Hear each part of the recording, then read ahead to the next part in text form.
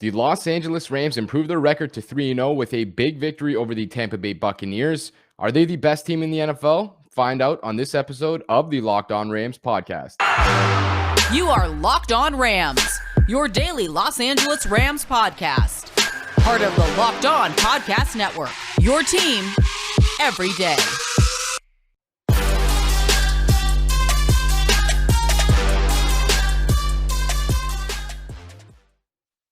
Rams Nation, what is going on? As always, it is your boy, your host, Sosa Kremenjas. I'm a fantasy analyst at PFF and your host here at the Locked On Rams podcast, your number one daily podcast covering the Los Angeles Rams and part of the Locked On Podcast Network.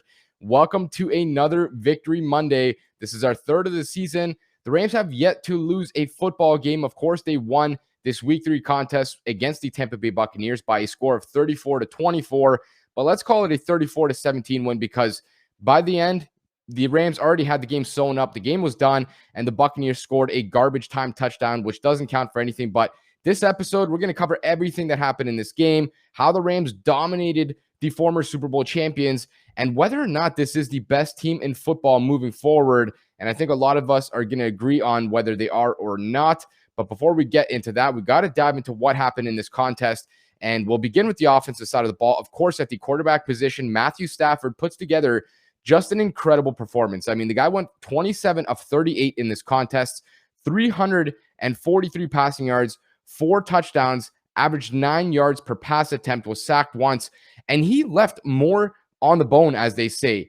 This guy had a lot of errant passes in that first drive or two where you look at an overthrow to Cooper Kupp, another one where he misses Cooper Kupp again, 2 throws to DeSean Jackson that could have went for 65 and 50-yard touchdowns had, some other things worked out in his favor, one of which he just kind of underthrew, the other which had a defender kind of bearing down on him, so he couldn't step into his throw. So can't really knock him for that, but obviously he puts together an absolutely brilliant performance. The guy was unreal in this game, and yet there was still areas for him to improve in. I think that just tells you how good Stafford is as a quarterback and how incredible this performance was for him because, man, this guy looks like one of the best quarterbacks in football right now.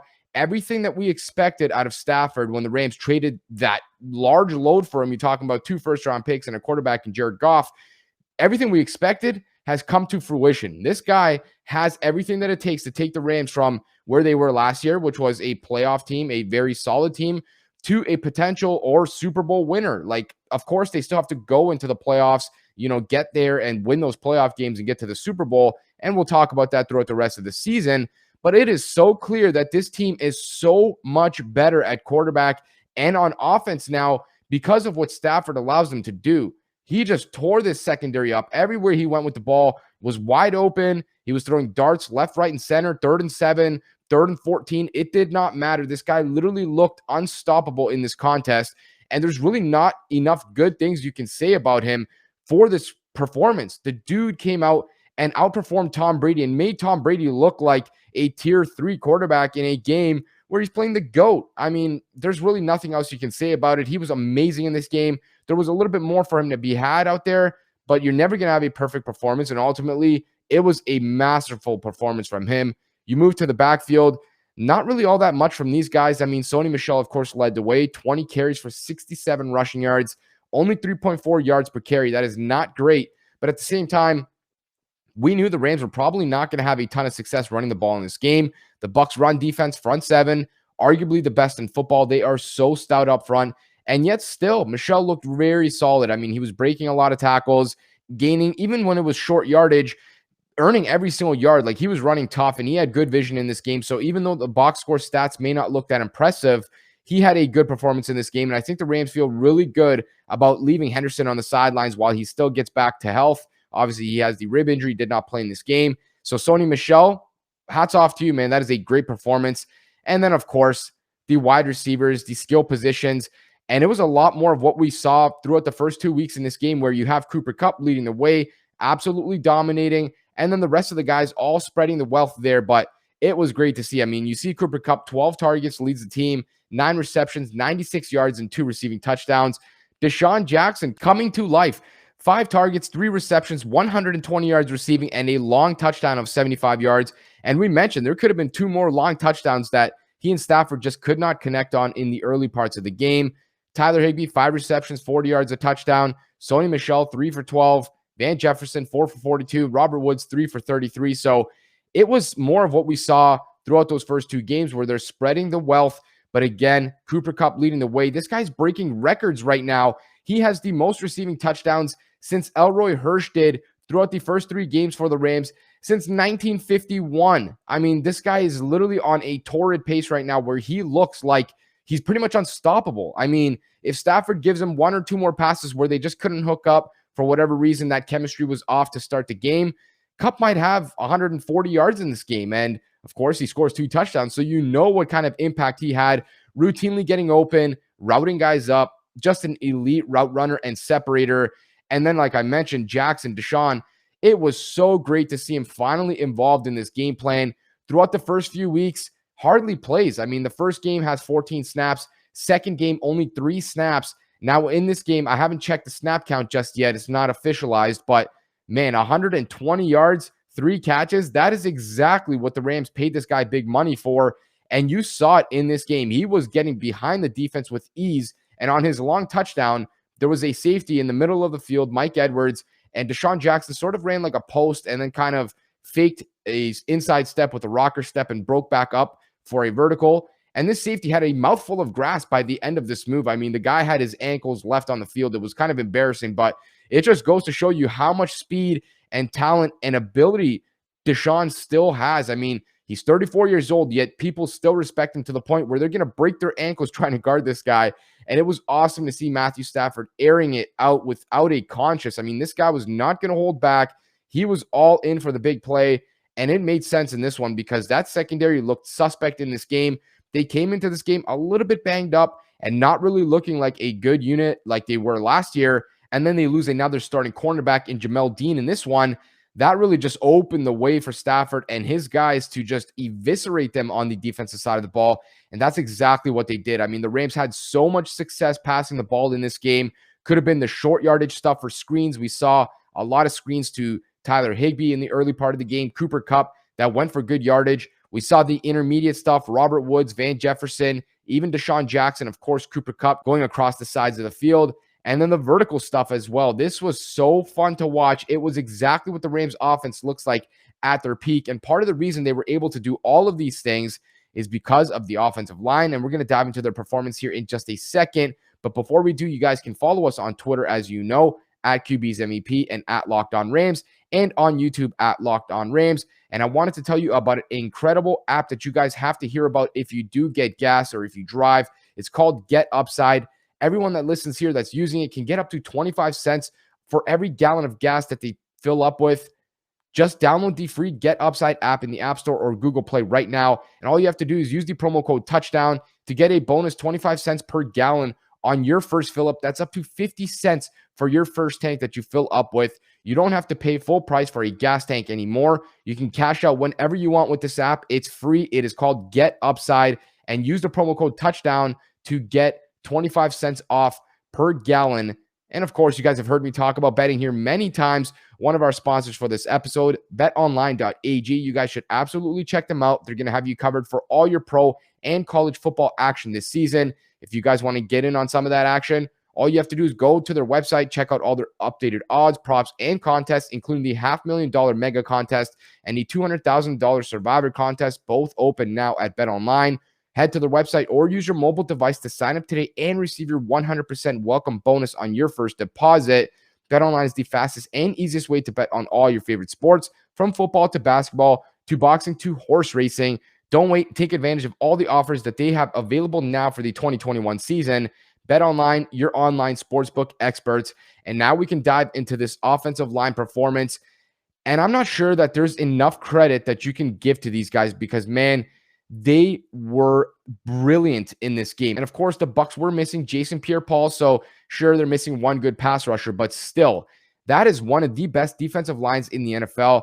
And I don't think I heard Vita Vea's name, Shaq Barrett's name, Joe Tryon called one single time in this contest. I mean, when I tell you these guys were incredible, that is underselling how good the offensive line was in this contest. Matthew Stafford, on basically every single drop back, had so much time to operate. I mean, he was going through reads from the left side of the field to the right side. He was looking off his passes. That's how he scored his long touchdown to DeSean Jackson. He's got his shoulders moved to the left, and then he kind of moves to the right, obviously, where DeSean Jackson is lined up, looks off that safety. He's afforded the ability to do all of these things because the offensive line was just so good in this game. I mean, when I tell you every single pocket that he had was amazing, whether he could step up into it or could just sit back there and scan the field second after second, they were unreal. There was only 2 instances where you might give them a little bit of a nick in terms of their performance. You look at the sack late in the game where I think Sean McVay wanted to take a deep shot where they were kind of in a situation where they should run the ball and kill the clock. That was nothing at all. I mean, that's just a box score statistic sack there where the Rams don't feel bad at all about giving up that one. And then earlier in the game, one of those deep shots to DeSean Jackson where Jackson is lined up on the left side of the field. He's not supposed to run vertical. I don't know what route he was running, but he broke it off vertical. Stafford saw him working vertical and knew that he could maybe give him a shot. So he tried to give it to him, but I think it was Vita Vea who was closing in on Stafford right in front of his face. He couldn't step up into his throw, and so he kind of airmailed it, and it came up a little bit short, but that would have been a touchdown had he had a clean pocket, I'm assuming. Either way, though, other than that one transgression, I mean, you're talking about a marvelous performance from the offensive line. Just a hats off. You cannot play better than how these guys played in this game, completely silencing a great defensive line. Now we flip to the other side of the ball. Of course, the defense, anytime you're holding Tom Brady to 17 points, you're doing a damn good job. And it all began with the front guys, the defensive line, a great performance from these guys. You look at Kenny Young, registers a team-high 10 tackles in this game, a sack, 3 tackles for loss, a forced fumble, a very good performance from him. Aaron Donald, a sack of his own. It was a sack fumble. Great stuff from him, and he was pressuring Tom Brady snap after snap back there. He also had the one snap in the red zone where Tom Brady, I think it was like a 3rd and 12, he rolls out of the pocket because he has no choice. Aaron Donald's gunning after him like a lion going after a gazelle or something in the jungle, and Brady has to throw it basically out of the back of the end zone, and the Bucs settle for 3. So might not show up on the box score stats, but you see Aaron Donald impacting the game every single snap, and it showed up in this one as well. Leonard Floyd, a sack in his own right late in the contest where it looked like he had some beef with Tom Brady, man. He took it out on him, and Bruce Arians actually ran onto the field. He was irate. The dude was pissed beyond belief. I'm not sure about what exactly. Maybe a little bit of a tough hit from Floyd there, but hey, man, anytime you get your hands on the quarterback, you better make that guy pay for holding on to the football. So shout out to Leonard Floyd for also registering a sack.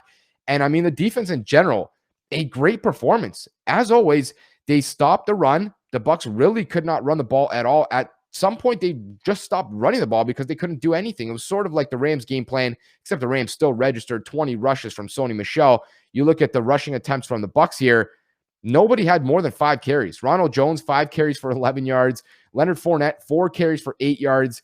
That is horrendous. And you have to give so much credit to the Rams front 7 for being so stout up front, whether it was the defensive linemen or the linebackers. All of these guys were active in run support, and the Bucs literally had to stop running the ball because they were essentially just wasting plays. They were not gaining any yardage, and it was a negative essentially to them. So they stopped running the ball because of how good the Rams front 7 was. And it wasn't just those guys, of course. The corners were active in run support. The safeties as well. You know those guys are going to work from deep to short and come flying forward like they were shot out of a cannon. Really, everybody on this side of the ball, in my opinion, had a good performance. There was no defender that I could circle and just say, this guy did not play well. I mean, Greg Gaines nearly gets himself a sack. You look at guys like Taylor Rapp, who were basically picked on by Brady in this game, and good for Brady. I mean, he knows the matchups that he likes, but Rapp did a solid job in this game. Sure, he may have given up a catch or 2 here or there, but when you're guarding a Hall of Famer in Rob Gronkowski, you're probably going to get beat once or twice. And he had some hard matchups in this game. He was asked to guard guys like Chris Godwin in the slot one snap. Next snap, he's guarding Rob Gronkowski 30 yards downfield. Next snap, he's guarding a halfback coming out of the backfield. That is hard to do when you have to line up against so many different kind of guys with different skill sets and body types and guys that have different forms of physicality. Not easy to do. So shout out to him and guys like him, because You see the Jordan Fullers, the Taylor Rapps, they just play, and they're not really going to do anything crazy, but they do their job. And there's a reason Tom Brady could not beat the Rams over the top, and it was because of these guys. Tom Brady, still a solid game. I mean, 432 yards passing is pretty good when you look at the box score stats, but 7.9 yards per attempt, not the best. 1 touchdown, no interceptions. So all in all, you will take that every single time, especially with how many of those yards came in garbage time. I mean, the Rams got to feel great about this defensive performance. Sure, there was some stuff they could always tighten up with. There was a coverage bust early in the game where Rob Gronkowski, I think it was a 26-yard catch and run, puts the Bucs in the 5 or 6 or 7 yard line, somewhere in that red zone area there. And the Bucs do capitalize by scoring a touchdown, which of course you need to clean up. It was a 100% coverage bust. I'm not sure who should have followed Gronk there. So, you don't want to give those free, easy yards. But all in all, I mean, outside of a coverage bust here or there, maybe a given up touchdown on that jet sweep from Chris Godwin where it looked like maybe someone could have been closer to actually getting a hand on him before he reaches the end zone. A dominant performance. I mean, they were active up front, consistently pressuring Tom Brady, moving him off of his spot, forcing him to maneuver the pocket consistently. And then the back end, you're never going to confuse Tom Brady. I mean, this guy's been in the NFL for a long time, but still, even with that being said, they did a good enough job to make him hold that ball for an extra second, maybe do that hitch with the pass, and let their guys up front either apply pressure to throw an errant pass or force an errant pass, or ultimately get home and sack Tom Brady. So all in all, a tremendous performance by these guys. You cannot feel bad or really knock them for anything here. And I think a lot of Rams fans got to feel a lot better after those first 2 games. I know a lot of you guys were concerned with the run defense, for example, or the fact that Andy Dalton and some of these other guys, Carson Wentz, maybe had a little bit more success going up and down the field than you expected. But when you do this to Tom Brady, you got to feel really good about what your defense put together. And ultimately, the Rams basically held them to 17 points. And going into this game, I think a lot of people would have told you, had you asked them who is the best team or the best offense in this NFL, in the league right now, 9 out of 10 people, I think, would have said the Buccaneers. I mean, Tom Brady had 9 touchdowns passing through 2 games, and the Rams stifled them entirely. So a dominant performance really all around from that defensive side of the ball. You have to give your hats off to these guys because it was an 11-man performance where no one guy was really a liability. It was a true measure of the defense, and they kept everything in front like they always do. They were much more stout against the run this time around, and they forced the GOAT to really look like a league average quarterback. Anytime you do that, you're going to give yourself a good chance to win, especially when your offense can put up nearly 40 points. You love to see it. The Rams are arguably the best team in the NFL, and we're going to discuss that here in just a second, whether or not they have the title as the number 1 team in football here. And of course, make sure to keep checking back in here at the Locked on Rams podcast throughout the rest of the week. We're going to continue breaking this game down with our in-depth numbers from PFF, as well as getting former host Bear Modern, my guy Brad's going to break down everything he got from this game as well. And then we'll dive into the Week 4 contest, the first divisional game for the Rams. But before we get there, I want to tell you guys about Direct TV Stream. It's going to make your life so much easier when it comes to watching live sports or really any of the entertainment that you love, because you don't have to go logging on through all these different platforms and formats. All you have to do to get all the entertainment that you love together is get Direct TV Stream. It brings your live TV and on-demand favorites together like never before, so you can watch your favorite sports, movies, and shows all in one place. That means no more juggling remotes, no need to ever buy another device again, and there is no annual contract, which is the best part of this package here. So get rid of the clutter and the confusion and get your TV together with Direct TV Stream. You can learn more at directtv.com. That is directtv.com. And you guys have heard me talk about the Built Bar here many times on this podcast, and with good reason. They are such a delicious protein bar. I'm telling you guys, it is by far the best protein bar I've tried, and I've tried so many different ones throughout my weight loss journey. They sent me a care package of 6 bars. I think they were chocolate cookie dough chunk or something, and I ate all 6 of them in one day. That is how good they are. You literally have no willpower. They're absolutely delicious. They have 9 different flavors. You can package the box however you want, so you can pick the ones that you like or don't like, or try some different ones to see what you do like. They're low in calories, the bars. They're low in sugar. They have 19 grams of protein per bar. They're high in fiber, and they even work for you if you are on the keto diet. You even get a free cooler with your purchase while the supplies last. all you have to do is just go to BuiltBar.com and use the promo code LOCK15 for 15% off at BuiltBar.com. Use the promo code LOCK15 for 15% off at BuiltBar.com. And if you guys do need any help when it comes to betting, probably don't listen to me. I'm just shooting my shot. Don't really know. I'm not a pro. You should check out the Locked On Bets podcast, which is hosted by your boy Q and handicapping expert Lee Sterling. These guys are going to get you right for every game line you should target, which games to avoid, and how to bet to win. All you have to do is follow the Locked On Bets podcast, brought to you by betonline.ag, wherever you get your podcasts. Now we can dive into the final segment here, and I want to quickly cover the special teams aspect of this game for the Rams, of course, and then dive into the ultimate question here, which we'll get into in a second. First up, special teams. Matt Gay, another revenge game against the Bucs, his second in his career. He was with the Bucs, I want to say, in his rookie season a few years back. He had a great performance. He goes 2 for 2 in his field goal attempts, 4 for 4 in his extra points with a long of 48. Cannot ask for a better kicking performance, and did not give up really anything in terms of their kicking game in the kick return department. Johnny Hekker, 3 punts, 119 yards, an average of 39.7 yards per punt, 3 of which landed inside the 20. Not the best performance he's ever had, but he didn't really get asked to do much, obviously. And I think the Rams feel pretty good about that. Anytime your punter is not on the field, you're probably doing something right on offense, and that's pretty much how everyone wants it to be. So all in all, special teams, solid performance, nothing game-breaking from them. The one positive, they did not allow a 50-yard return for the first time this season on the kick return unit, which is great, especially to open up the game like they did against the Colts and the Bears. So we're seeing slight improvements right now. It's good, nothing crazy. So ultimately, we'll see how this unit goes on moving forward. Right now, though, probably their best game as a unit, I would say. On to the final question here. Are the Rams, the Los Angeles Rams, the best team in the NFL right now? And I guess it really depends on who you ask. But if you ask somebody that knows what they're watching, they're going to tell you the Los Angeles Rams are the best team in football right now. They are 3-0. They sit basically tied for first, I guess, in their division with the Arizona Cardinals at 3-0. I'm recording this before the Sunday night football contest between the Packers and the 49ers. So maybe the 49ers will also join them at 3-0. Maybe they'll drop to 2-1. I'm suspecting a 2-1 record from them after this game, but we'll see. The Seahawks in the dweller position at 1-2 after a loss to the Minnesota Vikings. So the Rams are at the top of their division. They have the Cardinals coming up here in week 4. Someone's probably going to lose that game unless they tie, which I don't think will happen. And then we'll really see who's going to run this division. But right now, you have to give the Rams the number 1 spot in the NFL. They've played 3 playoff teams from 2020 in the Bears, the Colts, and the Bucs. They just embarrassed these former Super Bowl winner in the Bucs. They made them look like a league average, if not worse, offense after looking like a historic one throughout the first 2 games. And they bodied them on the defensive side of the ball, where the Rams did whatever they wanted offensively. Probably could have put up 40 points had they wanted to, or if they needed to, which they obviously didn't. They just dominated this game.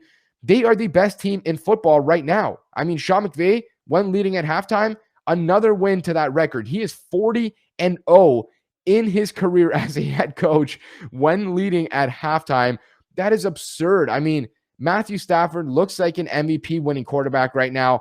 The offense looks like they're going to score, if not 30 plus every single game. Pretty damn close to it. I mean, they didn't score 30 plus against the Colts in week 2, but they got 27, and it was a bad or iffy performance at best.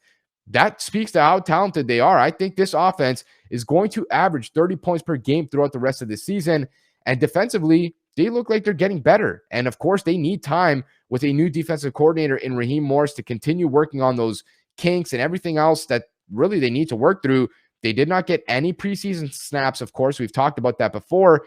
And they look this good already. I think the Rams are the best team in the NFL right now. They've knocked off 3 playoff teams already. You look at the Chiefs, a lot of people would make the claim that they are the best as well. Of course, they are very dangerous, but they're 1-2 right now. You can't really say they are. The Bucs, of course, as well. They're up there too. They're 2-1 right now. They just lost to the Rams. They can't be better than the Rams, at least not in the power rankings this week. Sure, they might be better maybe at the end of the season. They might win a game if they meet up again, but we'll see. As of right now, though, the Rams have to be the number 1 team when it comes to power rankings across the board. They are the best team in the NFL. They look very dangerous. Sean McVay looks revitalized as a coach. Matthew Stafford is literally setting records across the board for the Rams in their franchise throughout the first 3 games as a quarterback in his first 3 games. I mean, that really speaks to how talented this team is. And I think, maybe in a week, maybe in 2 weeks, maybe now, we could have that discussion of, is this team, is this offense, are they better than that 2018 team that the Rams fielded that obviously went to the Super Bowl, nearly won, could have won 13 games in a season? Is this team better than that one? I think we're nearing that discussion to where you can actually compare this team to the best in franchise history, the 2018 teams, the greatest show on turf teams. Those are the talents that they have available to them right now. That is the level that they're playing at. They're setting records for the franchise right now. They look absolutely dominant, and there is still places to improve. We've talked about the lack of chemistry on the offensive side of the ball. We still see it come up every now and again. In this game, the Rams could have scored 2 more long touchdowns. They could have had another 70, maybe 150 yards on offense. I mean, you're talking about 4 or 5 missed passes that are gimmies for guys of Stafford and Kupp and Jackson's caliber. Those guys should be doing that in their sleep. And you look at some of the other names on offense, you're banged up at running back. Now you're on your 3rd or 4th running back, depending on where you consider Xavier Jones in that discussion. You're talking about Robert Woods, a Pro Bowl caliber player, like a legitimate receiver who's done pretty much nothing throughout 3 games. He's not even been used. I mean, there is so much more for this offense and this team to go get. And I think you got to feel amazing about where the Rams are right now, the direction they're headed in. And it looks like it's showing on Sean McVay's face, man. This guy was going insane right before halftime when the Rams held the Bucs to a missed 55-yard field goal. Sean McVay lost his mind. I think he's so juiced and revitalized with his team now, the people he's got in his building, the coaching staff that he's built, his quarterback, Matthew Stafford. The Rams look like one of the best teams in football. They look like the best team in football right now for my money.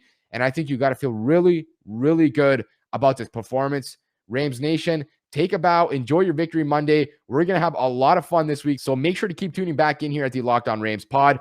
We're going to break this game down tomorrow with the in-depth PFF numbers to see who really stood out and maybe who didn't play the best game. And then, of course, we're going to dive into another episode with my guy, Bear Motter. He's going to share his takeaways from this game. I cannot wait to hear what he's got to say because we've been dying to see some of these long touchdowns. Make sure to keep tuning back in throughout the rest of the week. You guys can always find us on Twitter at QBsMEP and at Locked On Rams and on YouTube at Locked On Rams. And please subscribe or follow to get our latest episodes, content, breaking news, and a whole lot more.